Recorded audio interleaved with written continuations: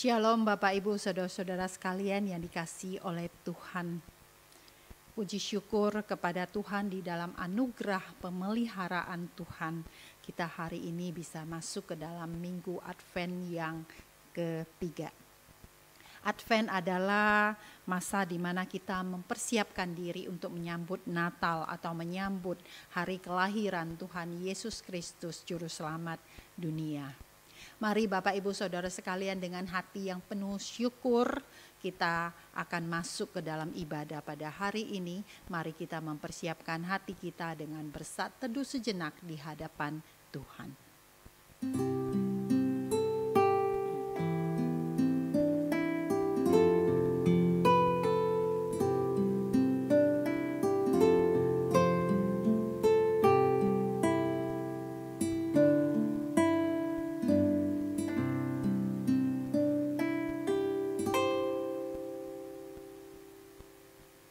Mari kita awali kebaktian hari ini dengan satu keyakinan bahwa pertolongan kita adalah dalam nama Tuhan yang menjadikan langit dan bumi. Turunlah kiranya atas kita sekalian anugerah dan damai sejahtera dari Allah Bapa dan Tuhan Yesus Kristus. Ayat panggilan ibadah diambil dari Matius 2 ayat yang ke-11. Maka masuklah mereka ke dalam rumah itu dan melihat anak itu bersama Maria, ibunya. Lalu sujud menyembah dia. Mereka pun membuka tempat harta bendanya dan mempersembahkan persembahan kepadanya, yaitu emas, kemenyan, dan mur. Bapak Ibu Saudara-saudara sekalian yang dikasihi oleh Tuhan, mari seperti orang Majus yang datang untuk menyembah Tuhan Yesus. Mari kita juga saat ini datang dengan puji-pujian kita menyembah Dia. Kita memberikan persembahan kepada Dia dengan suara kita. Gloria, mulia bagi Allah.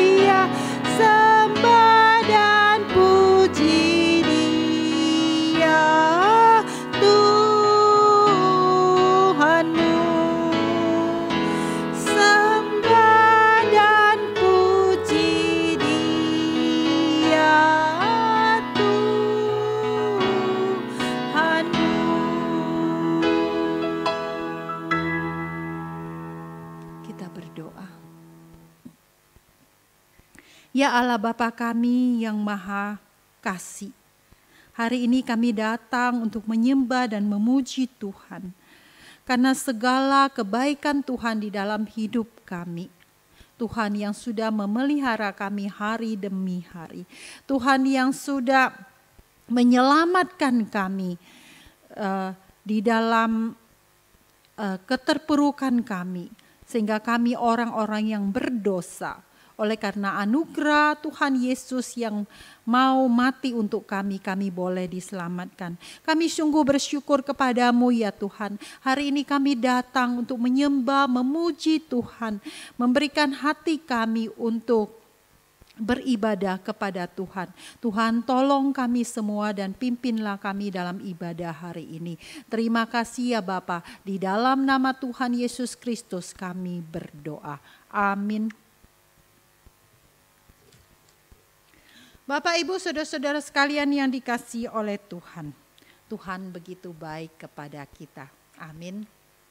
Ya, namun kita sering kali menyakiti Dia melalui tutur kata kita, melalui perbuatan kita, melalui sikap hati kita yang jahat. Bapak Ibu, kita terus melukai hati Tuhan. Kita berdosa kepada Tuhan. Mari saat ini kita memohon pengampunan Tuhan untuk setiap kita.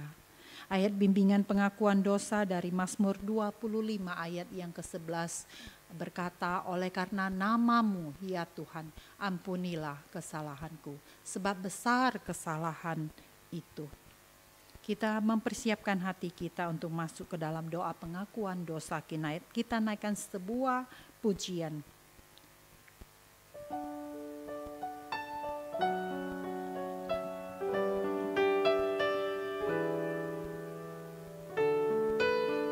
Ping an ye, li zhen ping an.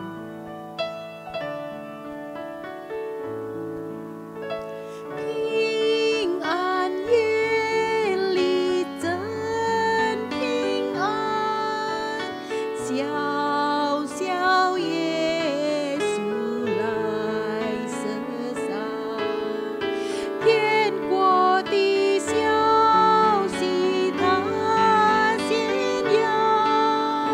人间的希望它点燃，真光爱已照亮，照亮在人心上，他的苦涩万人传。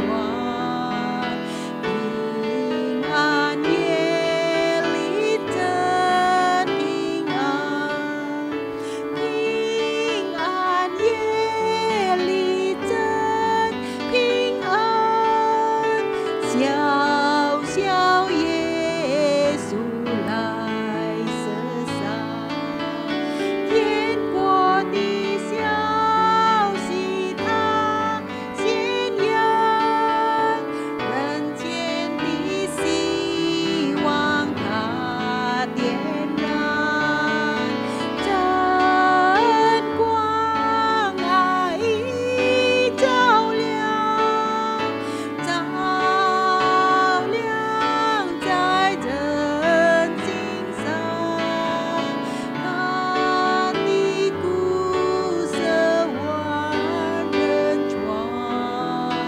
平安夜里真平安，平安夜里真平安。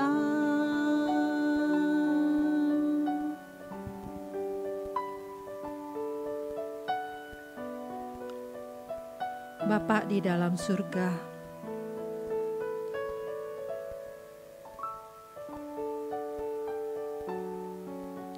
saat ini kami datang kepada Tuhan mengaku akan semua dosa-dosa dan kesalahan kami ya Tuhan. Ampuni kami ya Tuhan jikalau dalam kehidupan kami terus melakukan dosa yang menyakiti Tuhan dan menyakiti sesama kami. Ampuni sikap hidup kami, kelakuan kami yang tidak mempermuliakan nama Tuhan tetapi malah mempermalukan nama Tuhan. Ampuni kami ya Tuhan, Kau Allah yang sedemikian mengasihi kami, tapi kami juga sering meragukan kebaikan Tuhan atas hidup kami. Tuhan, Engkau adalah Allah tempat kami bersandar, tempat kami berharap. Ampuni kami jika kami seringkali tidak berharap kepada Tuhan, tetapi kami berharap kepada dunia ini, berharap kepada manusia, atau kami bersandar kepada diri kami sendiri. Ampuni kami ya Tuhan. Ya Tuhan, biarlah hari ini sekali lagi Roh Tuhan menerangi setiap kami. Menolong kami ya Tuhan. Jika kami yang masih hidup di dalam kegelapan, Tuhan bawa kami kembali ke jalan terang Tuhan. Kami bertobat dan kami sungguh-sungguh kembali hidup sesuai dengan yang Tuhan kehendaki. Kami berterima kasih ya Tuhan untuk pengampunan yang Tuhan berikan kepada setiap kami. Di dalam nama Tuhan Yesus Kristus kami berdoa. Amin. Janji pengampunan dosa diambil dari Roma 6 ayat yang ke-18. Kamu telah dimerdekakan dari dosa dan menjadi hamba kebenaran. Mari Bapak Ibu saudara-saudara sekalian bersama dengan umat Tuhan dari segala abad dan segala tempat kita bersama-sama mengikrarkan pengakuan iman rasuli. Pengakuan iman rasuli. Aku percaya kepada Allah, Bapa yang Maha Kuasa, Khalik langit dan bumi, dan kepada Yesus Kristus, anaknya yang tunggal Tuhan kita, yang dikandung dari Roh Kudus, lahir dari anak darah Maria, yang menderita sengsara di bawah pemerintahan Pontius Pilatus, disalibkan, mati dan dikuburkan, turun ke dalam kerajaan maut. Pada hari yang ketiga, bangkit pula dari antara orang mati, naik ke sorga, duduk di sebelah kanan Allah, Bapa yang Maha Kuasa. Dan dari sana ia akan datang untuk menghakimi orang yang hidup dan yang mati. Aku percaya kepada Roh Kudus, gereja yang kudus dan am, persekutuan orang kudus, pengampunan dosa, kebangkitan tubuh, dan hidup yang kekal. Amin. Bapak Ibu, sebentar lagi kita akan mendengarkan firman Tuhan. Mari kita mempersiapkan hati kita untuk mendengarkan firman Tuhan. Kita naikkan sebuah pujian, Natal di Hatiku.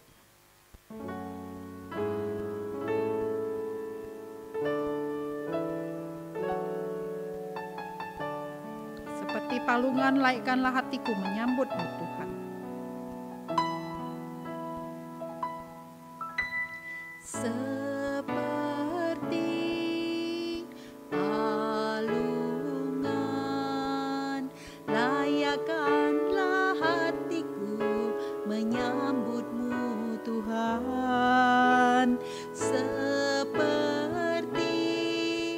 Emas kemenyan dan mur, biar hidupku berkenan padamu.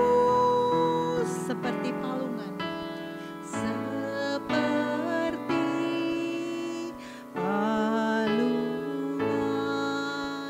layakkanlah hatiku menyambutmu Tuhan.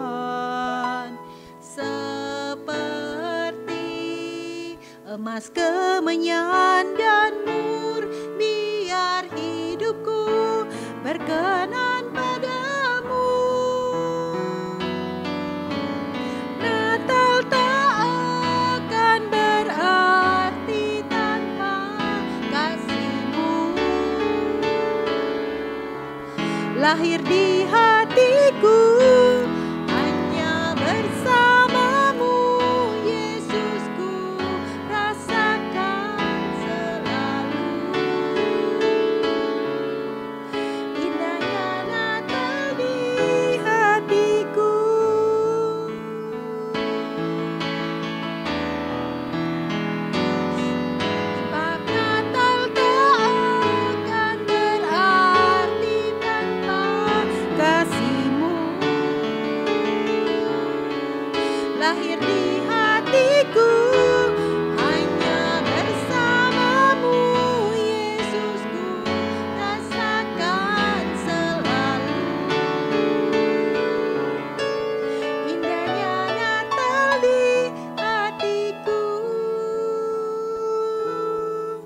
indahnya Natal di hatiku.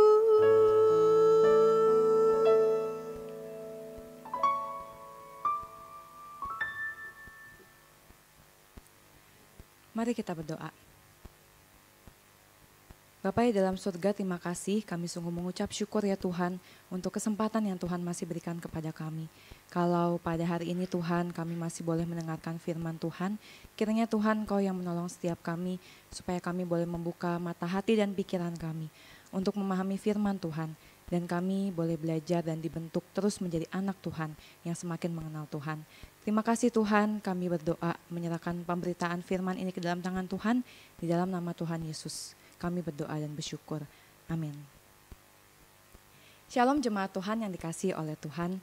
Kita bersyukur karena pada hari ini kita masih boleh memasuki Minggu Advent yang ketiga. Dan di masa penantian ini kita juga bersyukur karena Tuhan masih memberikan kesempatan untuk kita boleh kembali lagi merenungkan firman Tuhan. Mari Bapak Ibu Saudara, saat ini kita sama-sama merenungkan firman Tuhan. Kita buka Alkitab kita dari Lukas pasalnya yang kedua, ayat 8 sampai 20.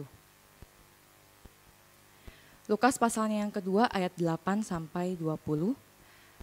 Pembacaan Alkitab pada hari ini akan dibantu dengan Alkitab suara. Bapak Ibu Saudara boleh memperhatikan Alkitab Bapak Ibu Saudara masing-masing. Di daerah itu ada gembala-gembala yang tinggal di padang menjaga kawanan ternak mereka pada waktu malam.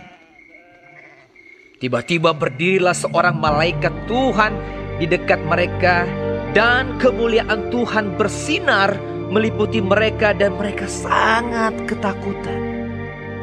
Lalu kata malaikat itu kepada mereka, "Jangan takut, sebab sesungguhnya aku memberitakan kepadamu kesukaan besar untuk seluruh bangsa. Hari ini telah lahir bagimu juru selamat, yaitu Kristus, Tuhan, di kota Daud. Dan inilah tandanya bagimu. Kamu akan menjumpai seorang bayi dibungkus dengan lampin dan terbaring di dalam palungan." Dan tiba-tiba tampaklah bersama-sama dengan malaikat itu sejumlah besar bala tentara sorga yang memuji Allah. Katanya, "Kemuliaan bagi Allah di tempat tinggi, dan damai sejahtera di bumi di antara manusia yang berkenan kepadanya." Setelah malaikat-malaikat itu meninggalkan mereka dan kembali ke sorga, gembala-gembala itu berkata seorang kepada yang lain, "Marilah kita pergi ke Betlehem untuk melihat apa yang terjadi di sana, seperti yang diberitahukan Tuhan kepada kita." Lalu mereka cepat-cepat berangkat dan menjumpai Maria dan Yusuf dan bayi itu yang sedang berbaring di dalam palungan. Dan ketika mereka melihatnya, mereka memberitahukan apa yang telah dikatakan kepada mereka tentang anak itu. Dan semua orang yang mendengarnya heran tentang apa yang dikatakan gembala-gembala itu kepada mereka. Tetapi Maria menyimpan segala perkara itu di dalam hatinya dan merenungkannya. Maka kembalilah gembala-gembala itu sambil memuji dan memuliakan Allah karena segala sesuatu yang mereka dengar dan mereka lihat, semuanya sesuai dengan apa yang telah dikatakan kepada mereka. Bapak Ibu Saudara, saya yakin kalau setiap kita tahu ada beberapa ajang pencarian bakat yang sedang berlangsung di televisi nasional saat ini. Ada yang mencari bakat dalam hal bernyanyi, ada dalam hal memasak, ataupun hal-hal unik lainnya. Biasanya orang-orang yang dicari di dalam ajang pencarian bakat ini adalah orang-orang yang memang memiliki kemampuan yang khusus, kemampuan yang spesial, yang berbeda daripada orang-orang yang ada di sekitarnya, daripada rata-rata. Jadi biasanya standarnya itu adalah orang ini harusnya berada di atas rata-rata. Seperti contoh, saya pernah melihat sebuah ajang pencarian bakat. Pada waktu itu ada seorang anak kecil, anak laki-laki, kira-kira usianya 10 tahun. Dan yang dia tunjukkan adalah bakatnya dalam hal menari. Sungguh Bapak Ibu Saudara, saya pun terkagum-kagum dengan kemampuan menari dari anak ini. Untuk anak berusia 10 tahun dan anak laki-laki, kemampuannya itu berada di atas rata-rata. Dan jelas, tanpa ragu, setiap juri memberikan yes untuk anak ini sehingga dia bisa lolos ke babak berikutnya. Itulah yang dilihat oleh dunia, Bapak Ibu Saudara. Standar dunia melihat apa yang mampu kita lakukan, dan kalau kita bisa melakukan lebih daripada orang-orang pada umumnya, kita biasanya akan lebih dilihat oleh orang-orang dunia ini.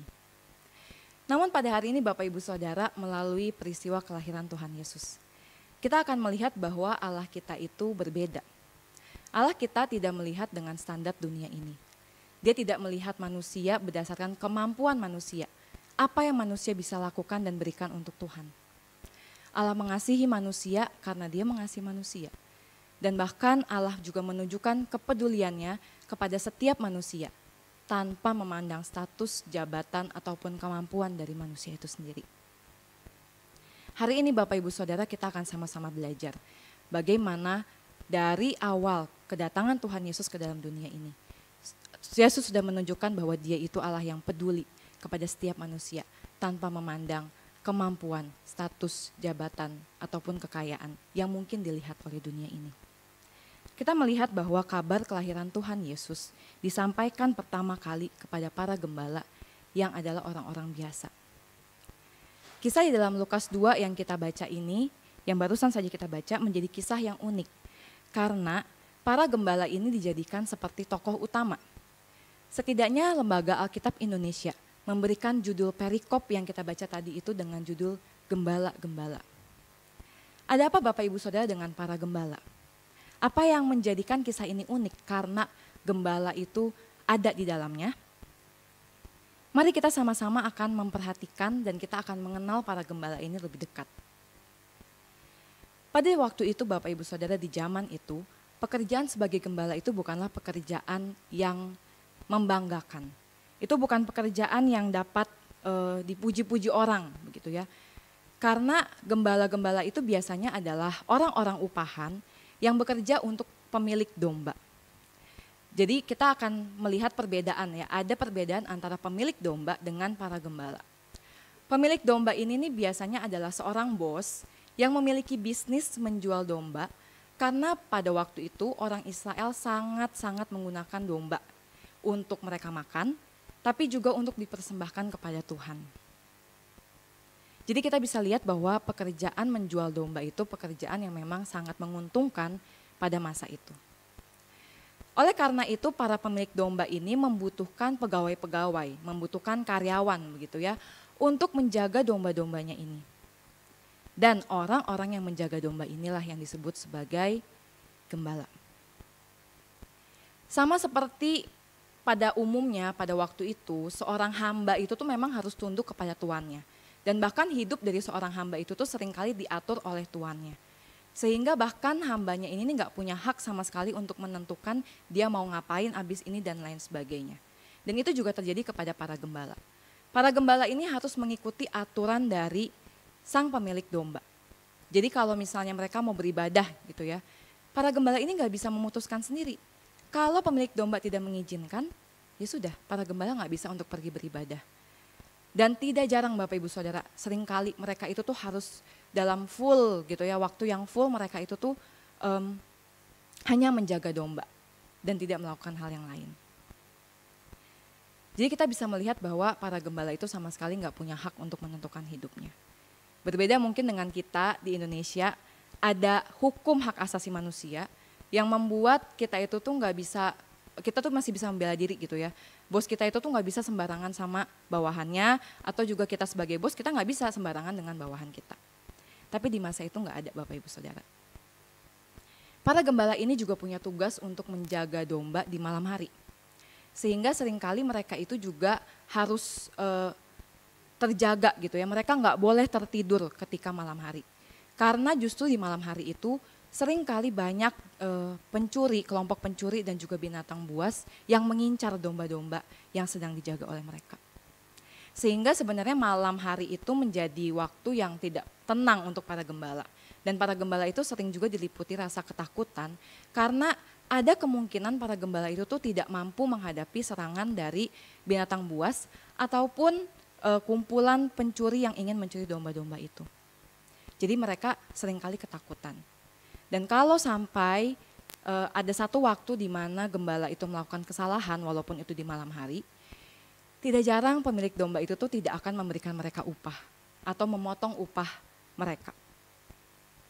Dan oleh sebab itu banyak juga dari gembala-gembala ini yang pada akhirnya terpaksa untuk mencuri karena mereka harus memenuhi kebutuhan keluarga mereka. Dan karena pekerjaan-pekerjaan inilah Bapak Ibu Saudara, gembala itu dipandang sangat buruk oleh orang-orang masa itu. Kita bisa melihat bahwa pekerjaan sebagai gembala itu bukan pekerjaan yang membanggakan, bukan. Sangat menyedihkan. Mereka nggak punya hak, mereka bisa dipotong gajinya, upahnya, kapanpun si pemilik domba ini mau. Mereka nggak boleh berbuat kesalahan sedikit pun, dan bahkan untuk memenuhi kebutuhan hidup keluarganya, terkadang mereka terpaksa untuk mencuri. Tapi Bapak Ibu Saudara, pada hari ini kita melihat ada suatu hal yang berbeda. Setidaknya untuk malam hari itu bagi beberapa gembala yang sedang menjaga domba waktu itu. Malaikat Tuhan datang kepada mereka dan memberikan sebuah kabar sukacita. Di dalam ayat 8 yang tadi kita baca, kita bisa melihat latarnya gitu ya. Pada malam hari, pada waktu itu para gembala seperti biasa, mereka sedang bekerja seperti biasa, mereka harus menjaga domba-domba mereka. Tetap di dalam ketakutan ataupun kekhawatiran karena pencuri atau binatang buas yang mungkin datang, tapi mereka tetap mencoba untuk menjaga domba-dombanya ini. Di saat-saat itu tiba-tiba ada suatu cahaya yang sangat terang. Cahaya yang sangat terang membuat mereka sulit sekali untuk membuka mata mereka, membuat mereka juga ketakutan. Karena mungkin saat itu mereka mulai berpikir, aduh ini cara baru pencuri apa ya, supaya kita nggak ngelihat domba-domba kita, mereka bisa curi semua domba-domba kita. Atau mungkin mereka bisa berpikir hal-hal yang lain, ini apa yang terjadi, kenapa malam ini jadi begitu berbeda. Tapi kemudian mereka mendengar satu suara mengatakan, jangan takut. Dan kalimat ini kemudian diteruskan dengan sebuah kabar sukacita. Yang mungkin pada saat itu sebagai para gembala, mereka mungkin percaya nggak percaya dengan kabar ini. Di ayat 11 mengatakan, hari ini telah lahir bagimu juru selamat, yaitu Kristus Tuhan di kota Daud. Bapak Ibu Saudara, kenapa harus para gembala? Kita sudah tahu bersama para gembala itu dipandang sangat buruk oleh orang-orang pada masa itu. Tapi kenapa harus para gembala yang kemudian menjadi kelompok pertama yang secara langsung malaikat Tuhan datang dan memberitahukan kabar kelahiran Tuhan Yesus? Bukankah pada masa itu ada begitu banyak kelompok orang yang lain yang mungkin lebih dipercaya oleh orang-orang, lebih didengar, lebih dihormati, lebih dianggap oleh orang-orang zaman itu? Tidak seperti para gembala. Setidaknya ada para imam, orang-orang Farisi mungkin, yang dihormati oleh orang-orang waktu itu. Tapi kenapa harus para gembala, Bapak Ibu Saudara sekalian? Disinilah kita bisa melihat Bapak Ibu Saudara bahwa kabar baik itu, kabar tentang kelahiran Tuhan Yesus itu bukan hanya untuk orang-orang tertentu. Tuhan itu datang bukan untuk orang tertentu saja, tapi untuk semua orang. Dan bahkan orang yang saat itu dipandang sangat buruk. Orang yang miskin, orang yang mungkin saat itu bahkan tidak punya hak apapun. Dan Tuhan juga datang untuk mereka, bukan hanya untuk orang-orang tertentu. Kita pun bisa melihat ketika Yesus kemudian hidup, dia besar dan kemudian Yesus mulai melayani. Yesus tidak memilih orang-orang yang dilayaninya. Yesus bukan hanya sekedar menjawab pertanyaan-pertanyaan dari orang Farisi atau ahli Taurat yang sering kali berusaha untuk mencobai Yesus, tapi Yesus juga mau melayani para janda. Yesus juga mau melayani orang lumpuh ataupun orang buta. Yesus mau melayani orang kusta yang waktu itu dianggap najis. Yesus layani semua orang. Dan kita lihat dari awal kelahiran Yesus, kedatangannya ke dalam dunia, Yesus pun sudah menunjukkan bahwa dia tidak melihat siapa orang yang akan dia layani. Peristiwa ini gak berhenti di situ saja Bapak Ibu Saudara. Para gembala juga boleh menyaksikan suatu pertunjukan paduan suara malaikat surga yang saat itu memuji-muji Allah karena kelahiran Yesus ke dalam dunia. Bapak Ibu Saudara, saya tidak tahu berapa banyak di antara kita yang pernah menjadi saksi dari sebuah peristiwa yang bersejarah dan kemudian mungkin tercatat di museum atau mungkin masuk ke dalam berita atau tercatat di dalam koran. Saya nggak tahu berapa banyak dari kita yang pernah mengalaminya, yang menyaksikan secara langsung. Tapi saya percaya kalau Bapak Ibu pernah mengalaminya, ada sebuah perasaan spesial dan perasaan yang sangat berbeda begitu ya. Karena mungkin peristiwa itu tuh tidak akan terjadi lagi, tidak akan terulang lagi di masa-masa yang akan datang. Dan itulah yang dirasakan oleh para gembala, Bapak Ibu Saudara. Peristiwa ini tidak pernah lagi terjadi sepanjang sejarah dunia ini. Mereka menyaksikan secara langsung. Malaikat Tuhan berbicara kepada mereka. Mereka mendengar langsung kabar kelahiran Tuhan Yesus itu dari malaikat Tuhan. Dan mereka juga melihat paduan suara malaikat surga yang memuji-muji Tuhan karena Yesus lahir ke dalam dunia. Dan kita melihat respon para gembala di dalam ayat yang ke-15. Dikatakan di sana bahwa para gembala itu segera pergi ke Betlehem. Dia segera pergi ke Betlehem dan menemui bayi Yesus. Dan luar biasa Bapak Ibu Saudara, apa yang mereka lihat pada saat itu sama seperti apa yang dikatakan oleh malaikat Tuhan. Mereka melihat bayi Yesus yang dibungkus dengan kain lampin dan terbaring di atas palungan. Sebuah peristiwa yang luar biasa bagi para gembala saat itu. Mereka yang selama ini gak pernah punya hak, mereka yang mungkin selama ini selalu dipandang buruk, yang mungkin juga tidak pernah didengar oleh orang-orang di sekitarnya. Saat itu mereka merasa spesial, bukan Bapak Ibu Saudara? Karena mereka bukan hanya mendapatkan pesan langsung daripada malaikat Tuhan, tapi mereka juga boleh menyaksikan langsung bayi Yesus itu. Mereka boleh bertemu langsung dengan bayi Yesus yang baru lahir. Itulah sebabnya di dalam ayat yang ke-20 dikatakan, ketika para gembala itu menyaksikan semua hal itu, kemudian mereka pulang dan mereka memuji dan memuliakan Tuhan. Bapak Ibu Saudara, mungkin bagi para gembala hidup mereka sebelumnya itu gak punya arti. Mereka mungkin gak punya tujuan ketika mereka hidup. Mereka mungkin hidup waktu itu udah tahu, oke, saya hanya gembala, hidup saya diatur sama tuannya saya hanya akan melakukan apa yang Tuhan saya suruh. Tapi ketika malam itu, mereka bertemu dengan malaikat Tuhan dan bertemu dengan bayi Yesus. Saya yakin hidup mereka berubah Bapak Ibu Saudara. Dan terbukti ketika di ayat 20 katakan mereka pulang, mereka kembali dengan memuji dan memuliakan Allah. Ada sebuah sukacita yang rasanya mereka gak bisa bendung, mereka gak bisa tahan. Itu membuat mereka tuh pulang bahkan dengan memuji dan memuliakan Tuhan. Bahkan mereka pulang juga dengan memberitahukan mungkinnya kepada keluarga mereka, kepada teman-teman gembala mereka, peristiwa yang mereka alami pada malam itu.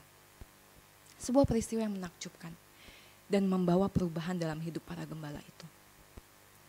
Bapak Ibu Saudara, Natal itu bukan hanya membawa sukacita untuk para gembala, tapi juga untuk setiap kita, anak Tuhan, umatnya. Selama ini apa Bapak Ibu Saudara yang kita nantikan ketika Natal? Apa yang membuat kita bersuka cita ketika Natal? Apakah karena akan mendapatkan hadiah? Ada baju baru, ada mainan baru mungkin untuk anak-anak. Atau mungkin suasana ibadah di gereja yang berbeda. Bukankah seharusnya yang terutama yang kita nantikan, yang kita syukuri, yang membuat kita bersuka cita itu adalah karena Allah yang datang ke dalam dunia itu. Karena Yesus datang ke dalam dunia. Menjadi sebuah bukti nyata kasih-Nya kepada setiap kita. Kita gak bisa memungkiri kasih Tuhan. Walaupun masalah hidup kita hadapi Bapak Ibu Saudara. Tapi kasih Tuhan itu terlalu nyata dengan hadirnya Yesus ke dalam dunia. Dan kita gak bisa memungkiri hal itu. Kita tidak bisa menyangkali hal itu. Pernahkah Bapak Ibu Saudara membayangkan seandainya Yesus tidak pernah datang ke dalam dunia ini? Apa yang akan terjadi dengan hidup kita?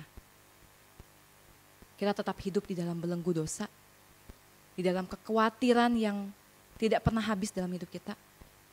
Mungkin kita akan hidup tanpa pengharapan. Hidup yang sungguh menyedihkan, bukan Bapak Ibu Saudara? Tapi justru dengan kelahiran Tuhan Yesus, sama seperti para gembala yang mungkin hidupnya juga berubah. Sukacita itu muncul di dalam hidup para gembala. Itu juga yang harusnya terjadi dalam kehidupan kita. Yesus hadir ke dalam dunia menjadi sama dengan manusia, menjadi sama seperti kita. Yesus tahu ketika kita bergumul Bapak Ibu Saudara sekalian. Yesus tahu kesedihan kita. Yesus tahu betapa pusingnya kita dengan masalah-masalah yang ada di dalam kehidupan kita. Dia tahu. Dan oleh sebab itu seharusnya kita juga sadar bahwa Yesus itu akan selalu bersama-sama dengan kita dan tidak akan pernah meninggalkan kita. Yesus hadir dan dikatakan Dia sebagai Allah yang Immanuel, yang selalu bersama dengan kita.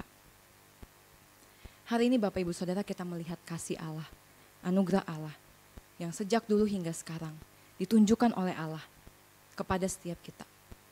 Bukan karena kita itu punya kemampuan tertentu. Bukan. Siapa kita Bapak Ibu Saudara sehingga Yesus mau datang ke dalam dunia ini? Seistimewa apa kita Bapak Ibu Saudara di hadapan Allah? Sampai dia mengirimkan anaknya yang tunggal ke dalam dunia ini untuk setiap kita. Jelas kita sangat istimewa. Apa yang membuat kita istimewa Bapak Ibu Saudara? Hanya karena Allah mengasihi kita. Allah mengasihi kita tanpa alasan apapun. Bukankah ini sebuah berita baik yang seharusnya membawa sukacita untuk setiap kita? Khususnya di kala masa Natal ini Bapak Ibu Saudara. Bukankah seharusnya kita juga gak bisa membendung sukacita itu ketika kita menyadari Allah yang begitu mengasihi kita tanpa melihat kita itu mampu melakukan apa untuk Allah? Bukankah kita harusnya punya keinginan, kerinduan untuk orang-orang di sekitar kita itu merasakan sukacita yang sama? Menyadari bahwa ada Allah yang begitu mengasihi mereka.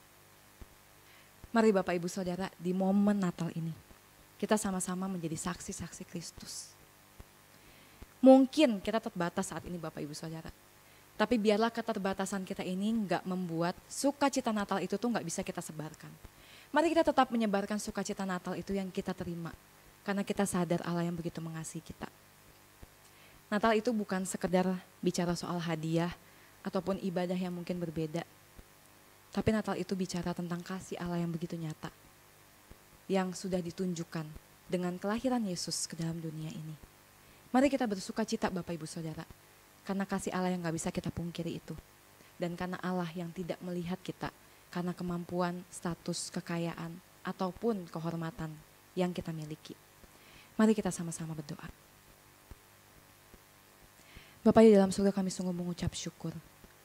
Kami bersyukur Tuhan kalau hari ini kami kembali diingatkan bahwa kedatangan Kristus ke dalam dunia ini membawa perubahan hidup kepada kami Tuhan. Hidup kami yang dulunya mungkin akan begitu menyedihkan jika Engkau tidak pernah hadir di tengah-tengah kami. Tapi hidup kami menjadi punya makna, punya arti karena Engkau ada bersama-sama dengan kami Tuhan. Biarlah Tuhan kami boleh terus mengingat firman ini. Biarlah kami boleh sungguh merasakan sukacita Natal karena Engkau Allah yang mengasihi kami. Karena Engkau Allah yang tidak pernah melihat kami karena apa yang kami mampu lakukan.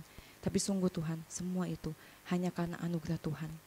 Terima kasih ya Tuhan untuk kasih-Mu yang begitu besar bagi kami. Terima kasih ya Tuhan kalau Engkau terus bersama-sama dengan kami.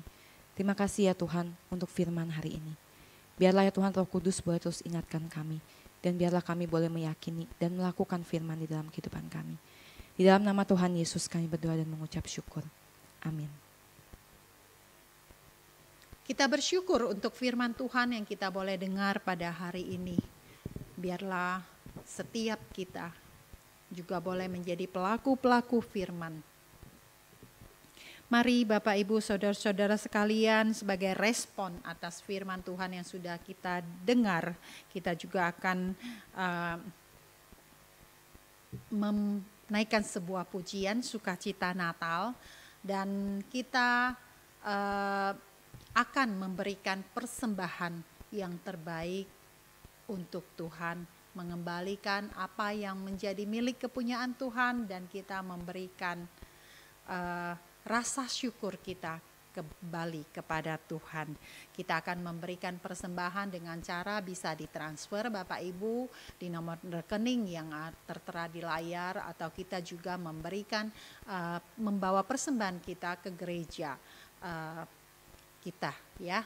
Bapak Ibu, mari kita mempersiapkan diri kita untuk memberikan persembahan kepada Tuhan. Kita naikkan pujian sukacita Natal.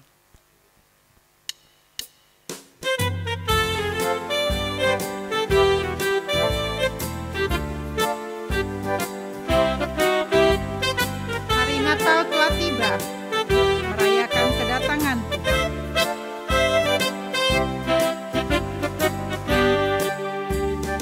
Hari Natal telah tiba, merayakan kedatangan Tuhan. Bergembira bersama sahabat dan handai tolan. Banyaklah pohon terang berhiaskan lampu yang gemerlap. Surya pagi bersinar,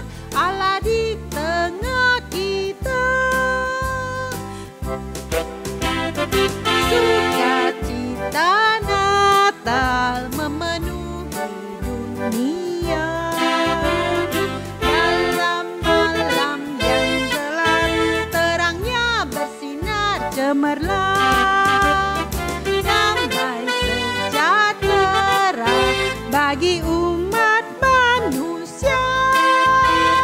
Sambut Yesus Sang Raja, Juru Selamat kita. Sukacita Natal memenuhi dunia. Dalam malam yang gelap, terangnya bersinar cemerlang. Damai sejahtera bagi umat manusia. Sambut Yesus Sang Raja, Juru Selamat kita. Sambut Yesus Sang Raja, Juru Selamat kita.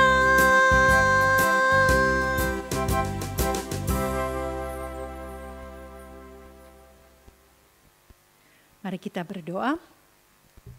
Bapa di dalam surga, kami bersyukur kalau hari ini kami boleh kembali memberikan persembahan syukur kami kepada Tuhan. Kami bersyukur Tuhan begitu baik. Dalam kondisi apapun kami masih boleh terus merasakan Tuhan memelihara dan menjaga kami. Terima kasih ya Tuhan. Biarlah persembahan kami pada hari ini berkenan di hadapan Tuhan. Biarlah Tuhan boleh sukacita menerima persembahan kami. Terima kasih ya Bapa, di dalam nama Tuhan Yesus kami berdoa. Amin. Ya. Shalom Bapak Ibu Saudara-saudara sekalian, sekali lagi saat ini saya ingin menyampaikan warta ya kepada Bapak Ibu Saudara-saudara sekalian bahwa tanggal 25 nanti 25 Desember 2020 kita akan merayakan Natal bersama-sama ya. Natal GKI Jambi akan diadakan tanggal 25 Desember pukul 9.30 via YouTube ya. Bapak Ibu, marilah kita bersama-sama mempersiapkan hati untuk kita nanti bisa beribadah Natal ya. Untuk warta yang lainnya Bapak Ibu nanti bisa melihat di akhir kebaktian ini. Bapak Ibu bisa melihat warta GKI Jambi lainnya di situ ya. Demikian pengumuman dari saya. Kita akan mengakhiri ibadah kita pada hari ini ya. Kita akan mendengarkan ayat pengutusan dari Filipi pasal 4 ayat yang keempat. Bersukacitalah senantiasa dalam Tuhan. Sekali lagi ku katakan bersukacitalah. Doksologi.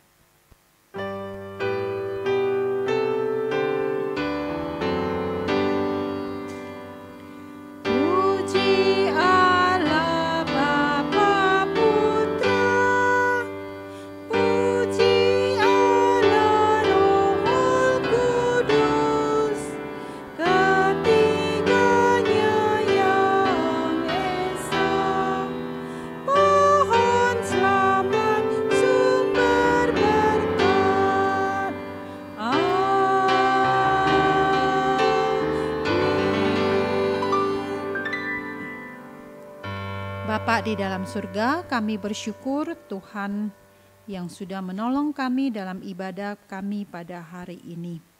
Biarlah Tuhan terus pimpin dan tolong kami. Sekalipun masih di dalam masa-masa sulit, tetapi biarlah ketika hati kami mengingat lagi bahwa Juru Selamat kami, Tuhan Yesus Kristus, pernah lahir ke dunia untuk demi menyelamatkan kami. Biarlah ketika kami mengingat akan Natal, hati kami penuh dengan sukacita. Karena kami tahu kami adalah orang-orang yang dikasihi oleh Tuhan. Kami adalah orang-orang yang selalu disertai oleh Tuhan. Kami adalah orang-orang yang tidak pernah ditinggalkan oleh Tuhan. Biarlah Tuhan terus menolong kami dalam kondisi apapun. Kami menjadi anak-anak Tuhan yang tetap bersukacita. Tuhan tolong kami. Kiranya kasih karunia dari Allah Bapa, kasih sayang dari Tuhan Yesus Kristus, anugerah, penghiburan, pertolongan, kekuatan dari Allah Roh Kudus terus menyertai kami semua sejak saat ini sampai selama-lamanya. Amin.